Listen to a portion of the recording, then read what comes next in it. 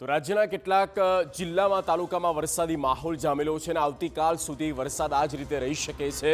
નૈઋત્ય ચોમાસું બેસશે ત્યારે પણ તે પહેલા આ પ્રી મોન્સૂન એક્ટિવિટીના ભાગરૂપે વરસાદ થયો છે। ત્યારે આજે મોડી રાત્રે કયા જિલ્લામાં કયા તાલુકામાં થઈ શકે છે વરસાદ, જિલ્લા પ્રમાણે અમે આપને વિગતો બતાવવા જઈ રહ્યા છીએ અને આવતીકાલ સુધીમાં જુઓ ગુજરાતનો નકશો આપણે દેખાઈ રહ્યો છે। 18 જૂન એટલે કે આજ રાત સુધીમાં કયા કયા એ જિલ્લા છે, તેમાં બનાસકાંઠા છે, મહેસાણા છે, અરવલ્લી છે, ખેડા છે, આ એ જિલ્લા છે જ્યાં આજે મોડી રાત સુધીમાં વરસાદ થઈ શકે છે।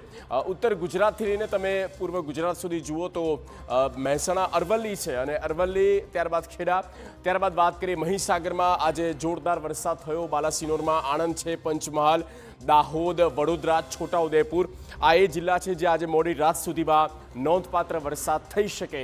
ત્યારબાદ આગળ વાત કરીએ તો દક્ષિણ ગુજરાતમાં ભરૂચ, નર્મદા, સુરત, તાપી, ડાંગ અને નવસારી જ્યાંથી વરસાદની શરૂઆત ચોમાસાની થતી હોય છે એ નવસારીમાં પણ આજે મોડી રાત્રે વરસાદ થઈ શકે છે।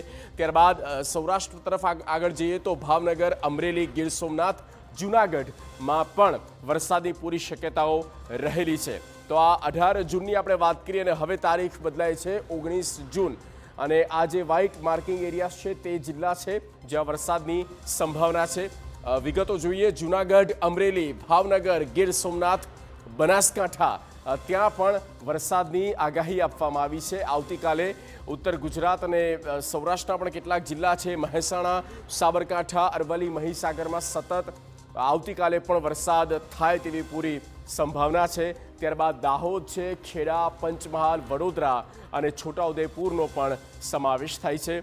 તો સૌરાષ્ટ્રના કેટલાક જિલ્લા છે, ઉત્તર ગુજરાતના છે, મધ્ય ગુજરાતમાં આણંદ પણ છે, દક્ષિણમાં નર્મદા, ભરૂચ, સુરત, તાપી, નવસારી, ડાંગ અને વલસાડમાં આવતીકાલે વરસાદની આગાહી છે।